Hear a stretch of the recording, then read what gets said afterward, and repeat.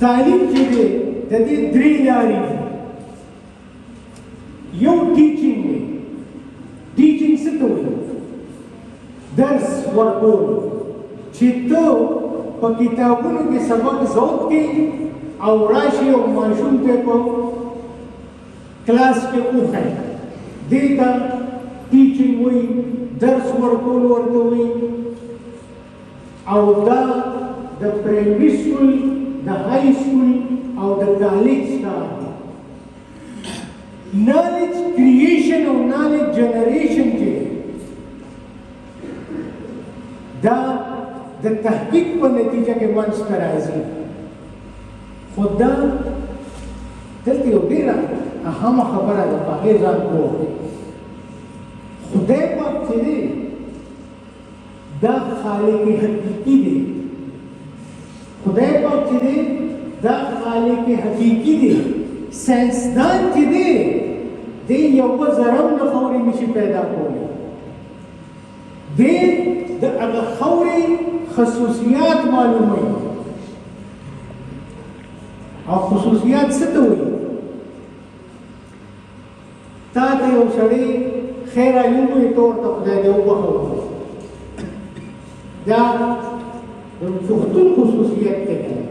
پښتون له وایي دا څه شو؟ ته یو میټیریل دی. دا بل چې و دا ایکسټرنل سټیمولس و.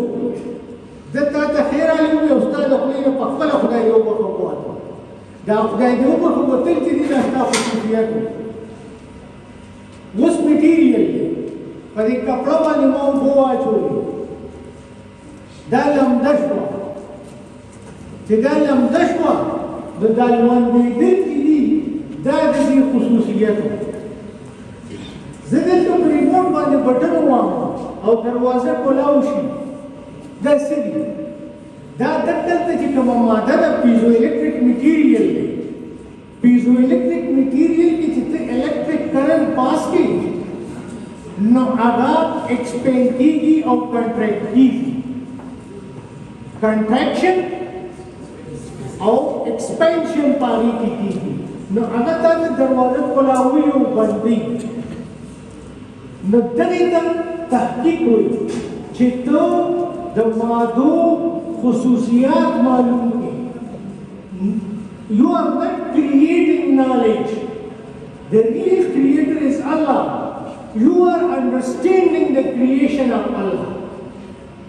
چې خدای پاک څه پیدا کړي دي، هغه دا کائنات دومره غني پیدا کړي دي چې دې کې به ته عیاشي کوې.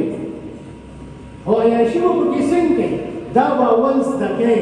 د دې ټونجي چې دا نالج دی، دا ریسرچ دی. ټیچینګ تا ته ایگزسټینګ نالج درکړو. ریسرچ تا ته نیو پراپرټیز او کوالټیز وښول. اوس دریم څیز چې دی اهم هغه د دې استعمال دی. که تا په سوشیالوجي کې ایم اے کړې ده او تا له بس ته د ختو چل نه درځي، د دې مطلب دا دی دا ډګري ایران ته لګېږي.